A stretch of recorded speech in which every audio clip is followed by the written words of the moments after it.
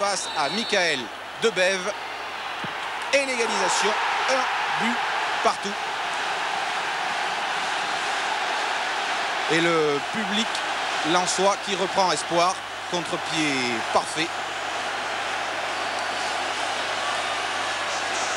Un but partout et les Parisiens sont ballottés à cet instant du match. Coup franc de Brunel, tête de Roger Boli au-dessus de la transversale de Lama. Faut se précipiter, le ballon est sorti, il n'y a pas corner. Une faute maintenant de Michael Debève sur Patrick Colter qui va occasionner un coup franc frappé par Le Guen. La tête de Kombouaré, cette tête-là aussi est au-dessus. Kombouaré, grand spécialiste de la tête, n'en revient pas. C'est quand même la seule occasion parisienne dans cette deuxième mi-temps.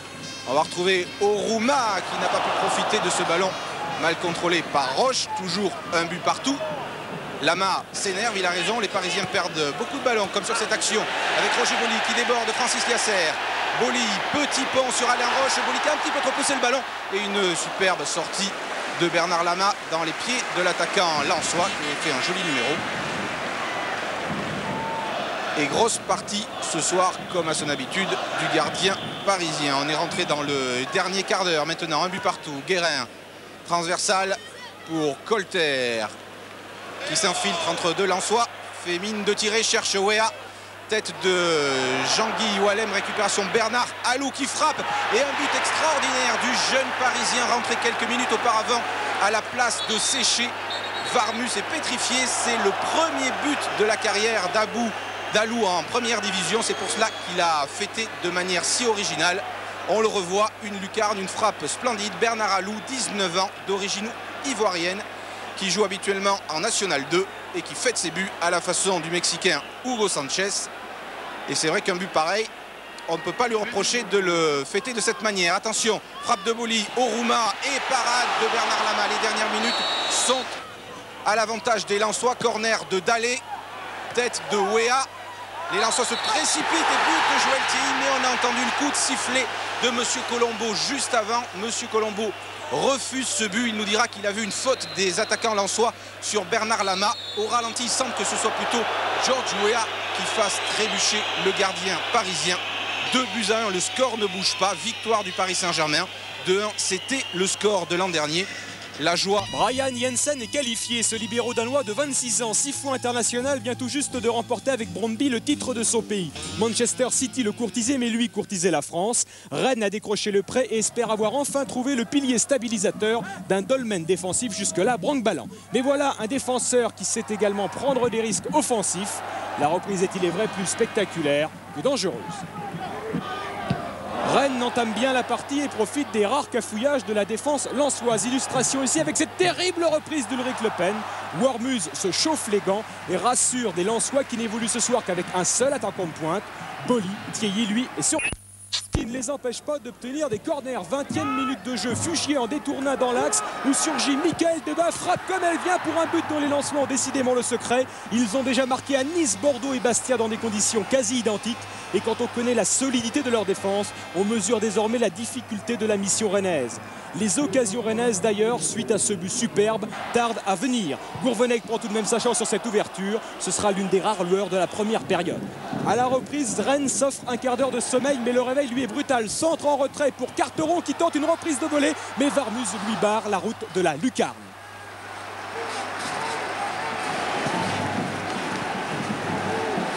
Puis c'est une fois encore le très roman Ulrich Le Pen qui cherche la clé du problème rennais. Mais le problème rennais ce soir a un nom, Guillaume Varmus. Le Pen, on le retrouve pour un centre. Grassi s'arrache, mais une fois encore la précision fait défaut.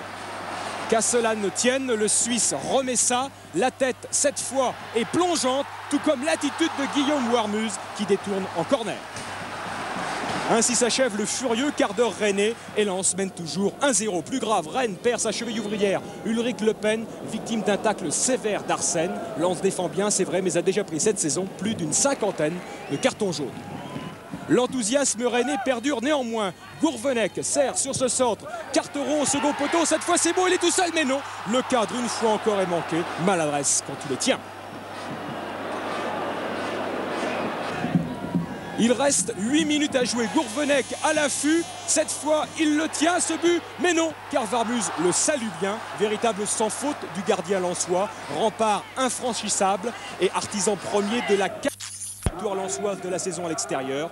Lens doit à son gardien. Les organisateurs ont réuni du beau linge cette année sur la moquette du stade couvert régional de Liévin, une 6e édition. Aux accents transfrontaliers, un tournoi franco-belge confrontant 4 équipes de première division. En demi-finale, les 100 et or contre les hommes de la Gantoise et le LOSC face à Seraing. Une belle affiche donc, mais si les supporters les plus fervents ont répondu présent, de nombreux gradins sont restés inoccupés. Dommage pour le spectacle, mais avec une trêve hivernale qui se réduit comme peau de chagrin, le tournoi de Liévin a du mal à trouver ses marques. Le tournoi a failli ne pas avoir lieu parce que Lens et le LOSC jouent une coupe de la Ligue mardi prochain. Alors j'aimerais vous dire que pour eux, c'est pas très marrant d'aller cadrer un match, un tournoi en salle à cette date-là. Donc en fait, je crois que la difficulté vient de là. Heureusement, les nordistes se sont finalement décidés à être de la partie en promettant de surcroît de ne pas faire que de la figuration. Effectivement, les Lensois se qualifient pour la finale en expédiant à 6 reprises le ballon au fond des filets gantois. Beaucoup moins à l'aise sur la moquette liévinoise, les Lillois, eux, ne parviennent pas à s'imposer face à Seraing.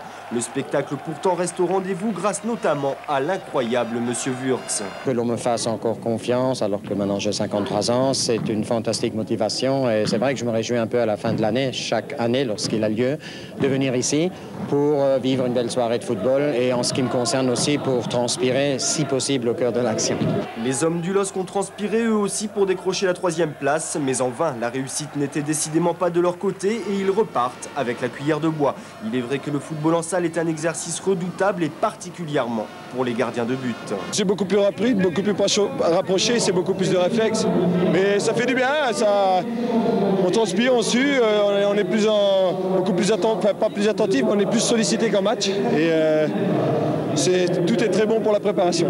Restez donc au Racing à continuer sur la lancée de son premier match pour signer une 2e victoire dans le tournoi après celle de 1991. Mission accomplie, les 100 et or s'imposent en finale face à Seraing. 1-0 pour Niort, puis 2-0 en seconde mi-temps, but de Jovanovic. Les 100 et or vont retrouver leurs esprits dans le dernier quart d'heure, tête de 2U dans la mêlée.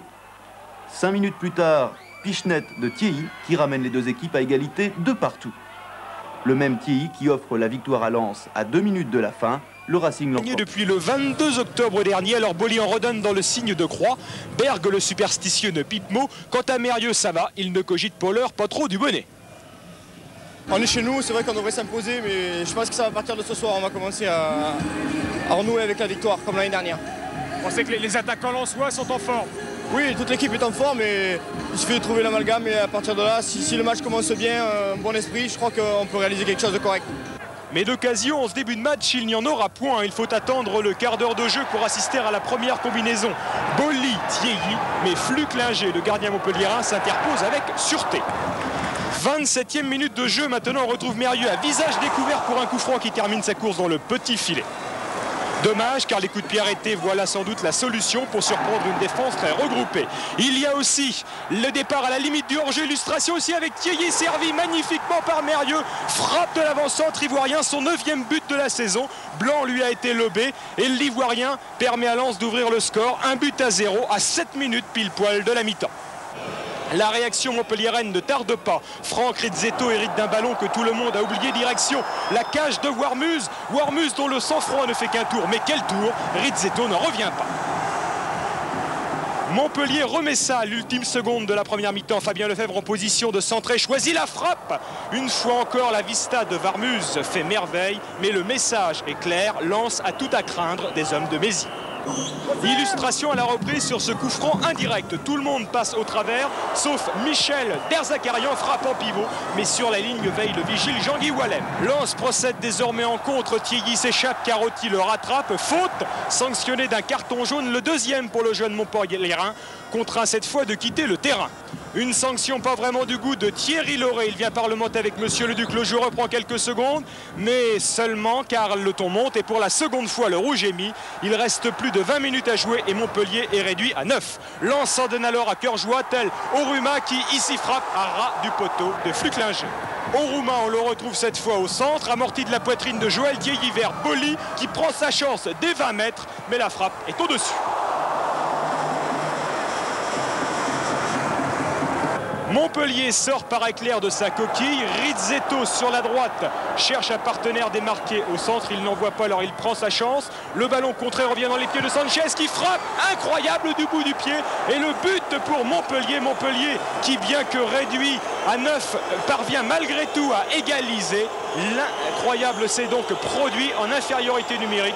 Bollard assiste incrédule à l'événement avec Warmuz. Sonner les Lensois le serait à moins. Seul Mérieux sur Nash, frappe lointaine. Le rebond surprend Fuclinger, mais Boli ne sait en profiter. Les Lensois ont laissé passer leur chance, comme si Bollard leur été désormais maudit. Et dans le ciel montpelliérain, ce point pris, c'est comme un petit coin de paradis. On est bien passé le cap des 32e et non pas participer à une fête. Moi j'y crois, de toute façon, les joueurs aussi y croient, alors on verra après, peut-être on se plante, peut-être, mais de toute façon notre devoir c'est d'y croire et puis de penser qu'on peut le faire. Et ce sont bien les vitrolets qui se montrent les plus dangereux en début de match, avec une action individuelle de Pierre Frigou, bien enrayée par Warmuz qui repousse du pied. Les nordistes réagissent timidement avec un coup franc de Mérieux, bloqué par Nicolas Lecoinet. 20e minute de jeu, Dehu décale Debève sur la droite. La trajectoire de son centre est mal appréciée par Lecoinet, mais pas par Thierry, qui ouvre le score. Un véritable coup de massue pour les Provençaux qui sont bien prêts d'encaisser un second but. Juste avant le repos, le centre de Mérieux est repris par Roger Boli. Lecoinet repousse parfaitement dans les pieds d'Edouard qui lance en profondeur Frigou. L'attaquant provençal excellent en première période fait un grand pont sur Valem, mais but sur Warmuz. La chance de Vitrolles est passée. On a fait un match, je dirais, très rigoureux. On a marqué un but et après on a défendu cet avantage avec, je dirais, pas mal d'acharnement. Domination stérile en seconde période et Vitrolais, qui aurait pu égaliser par l'intermédiaire de Dietrich, Lens assure l'essentiel, la qualification, mais il n'a pas manqué grand-chose aux Provençaux. Un petit peu de chance, un petit peu de réussite, je pense que ça aurait fait la différence, mais bon, maintenant c'est fait, il faut avoir l'envie. Didier Tolo, mais récusé par Monsieur Léon pour un hors-jeu. Alors avec le ralenti, vous allez pouvoir juger de vous-même, hors-jeu ou pas. Il semble que Tolo avait un petit peu d'avance. Qui prouvait, si besoin était, qu'il était bien le numéro 1 incontesté du TFC dans cette Coupe de la Ligue. Du courage, de la détermination, il en a démontré quand sur ce coup franc, il sort, laissant une opportunité aux Lensois. Merci le poteau. Ensuite, les Toulousains et leurs gardiens ont ballotté les Sang et Or, qui n'ont jamais su faire la différence, encore moins ouvrir le score avec la main, seulement encaissé ici l'un des 3 premiers cartons rouges de leur soirée et la première expulsion. En seconde période, Lens ouvrait le score sur une action où Eloi partait hors jeu. Les Toulousains s'arrêtaient, convaincus du fait, et la défense cafouillait. Résultat, 1-0 pour les Lensois.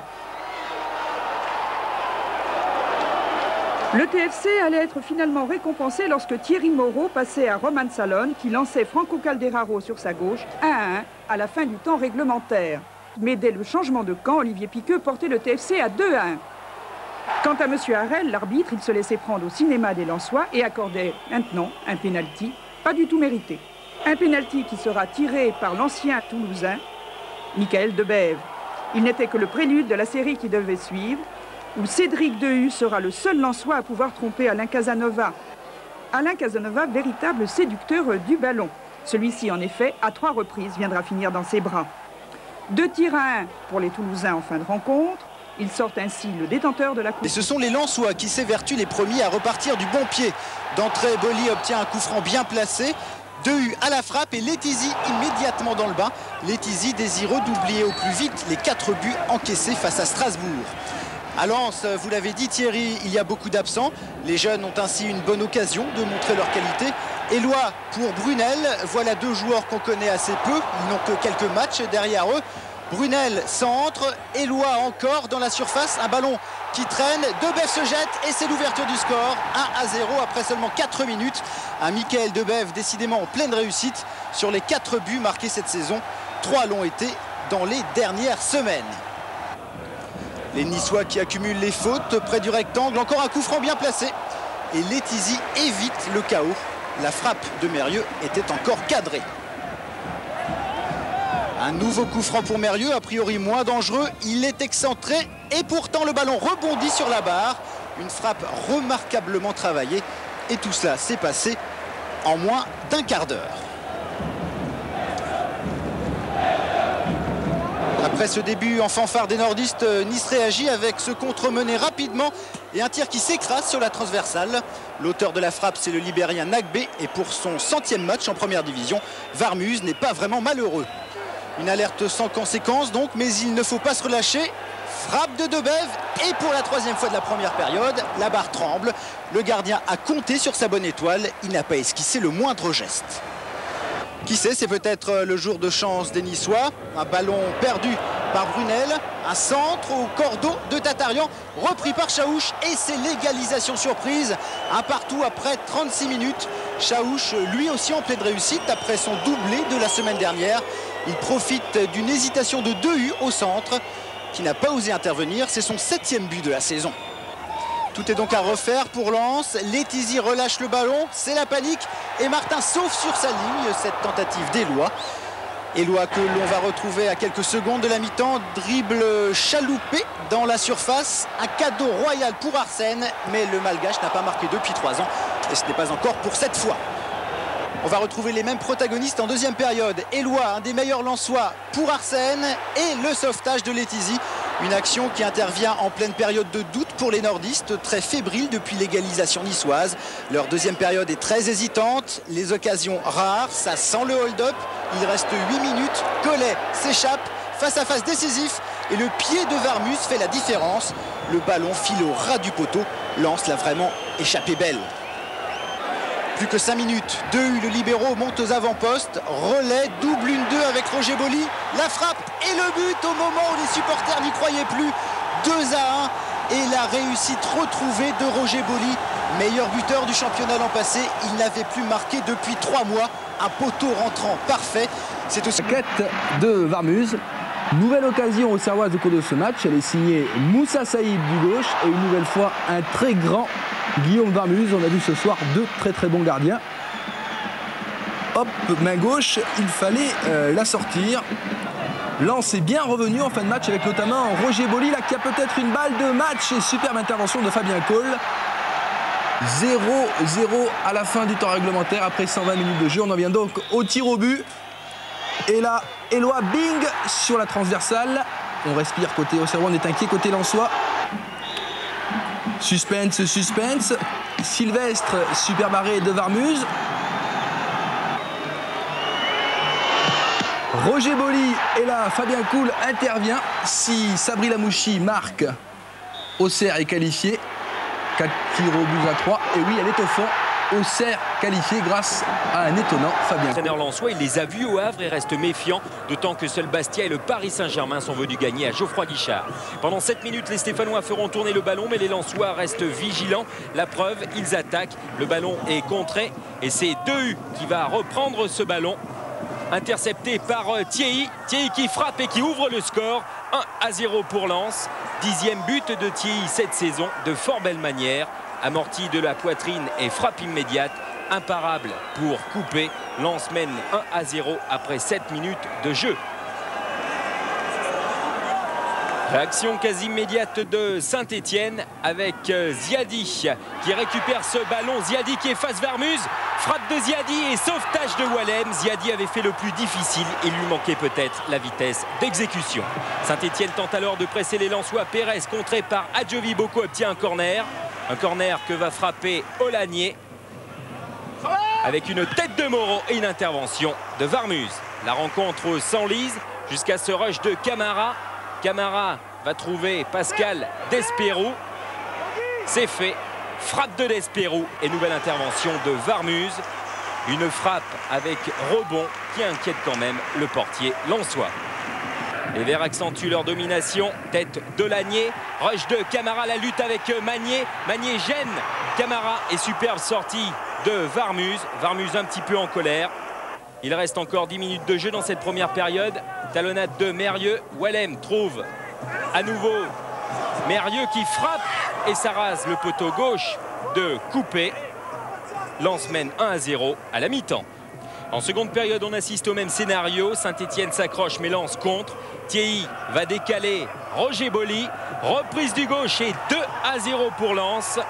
L'absence de Laurent Blanc se fait sentir chez les Verts. Boly en profite pour inscrire son 5e but de la saison. Quant au banc lensois, un moment inquiet, il explose parce que Lens mène 2-0. C'est plutôt bien parti. Désormais, il faut au Vert de l'énergie pour revenir. Vous allez voir, coup franc de Deguerville. Wallem saute, reprise de Moreau et c'est Sikora qui dégage. Mais regardez, il y avait bien pénalty. Wallem touche de la main. Malgré les protestations des Verts, M. Vessière ne sifflera pas. Comme contre Bordeaux, les jeunes Stéphanois prouvent leur talent. Varmus se prépare à recevoir ce coup franc de Titi Camara qui fait beaucoup de signes. Frappe de Camara, le ballon est contré et reprise de Pérez en pleine course. Saint-Etienne revient à la marque sur cette frappe. Sébastien Pérez, c'est 100% de réussite. S'ensuit sur ce but une explication Olagnier-Varmus. Le ballon est à moi. Non, il est à moi. Coup de poing et protestation. Petite bagarre et ce sera un carton jaune aux 2 joueurs. Malgré cette friction, Lens a le sourire à l'image de Varmus. Lens remporte une victoire 2-1, sa 5e victoire à l'extérieur. Quant à Pascal Despérou et aux Verts, il leur faudra batailler dur. Et tout cela sous l'œil d'un sélectionneur en quête d'attaquant. Tel était le contexte hier soir à Lens. 4e minute, Bollard s'enflamme. Centre de Mérieux, remise de la main de Roger Boly, but de Joël Tilly, but refusé logiquement avec en prime un carton jaune pour Roger Boly. 8e minute, Bollard se tait. Dutuel lance magnifiquement Bancarel. Les Girondins ouvrent le score. Malgré ce coup du sort, les Lensois continuent. Centre de Dehu, reprise magnifique de Roger Boly et bel arrêt de Gatin-Huard. Bordeaux toujours aussi dangereux. Zidane pour Valdaïr et Varmus doit s'interposer. Merci Guillaume. 60 secondes plus tard, Debève côté droit pour Roger Boly. Petit crochet et Lens égalise. Juste avant la pause, Éloi qui avait remplacé Tilly échoue par 2 fois devant le gardien bordelais. Seconde période, pas de temps mort, le match ne perd pas en intensité. Centre de Boly, reprise de Sikora. Les Lensois poussent, mais Bordeaux en contre est opportuniste. Bancarel, encore lui, inquiète Varmus. 70e minute. Mérieux au coup franc. Huard repousse des 2 points. Reprise de Jean-Guy Wallem au-dessus. En 2 occasions, Michael Debève n'aura pas la baraka. Première fois, un tir sur le montant. 60 secondes plus tard, une reprise de volée déviée par Huard. La délivrance intervient à la 87e minute. Excellent service de Mérieux. Centre parfait d'Adjobi Boko qui dépose le ballon sur la tête d'Éloi. Bollard explose. Patrice Berg, si calme habituellement, laisse déborder sa joie. Épisode d'Histoire d'eau, l'arbitre M. Lenné très inquiet s'est entretenu avec les 2 entraîneurs et les 2 présidents. Le sable et les flaques sont là mais la pluie ne tombe plus, alors ça joue et plutôt pas mal vu les conditions avec Bas et Cédric Dory, animateur connu de cette équipe. Bas ouvre pour Caveglia, tacle de Wallem. Caveglia a le temps quand même de servir Christophe Lagrange qui tire, mais parade de Guillaume Varmus, un Lagrange grimaçant sur ce terrain pénible. Lens est loin d'être ridicule avec ce corner de Mérieux qui veut tester la célèbre volée de Pierre Lègle qui fait sa rentrée. C'est assez largement à côté de la cage de Revaux. Bas encore pour le rush et toujours Caveglia qui a trouvé lui à droite Lagrange. Wallem concède un corner. Le capitaine de Lens extraordinaire encore ce soir. Varmus centré et Dorasso pour le corner et le capitaine Delaunay monté en attaque pour le coup de tête gagnant. C'est son premier but de la saison et c'est très rare ici de voir un défenseur marqué avec les perles offensives présentes dans la formation de Guy David. Formidable coup de tête. À 1-0, Le Havre cède un petit peu avec une histoire de coup de pied arrêté. C'est un corner de Mérieux. Revaux est donc très présent. Boly, tête et réflexe de Revaux. Extraordinaire réflexe de ce gardien dont on parle énormément. Histoire de corner, on le disait dans ce match, et corner toujours très appliqué du côté nordiste avec Mérieux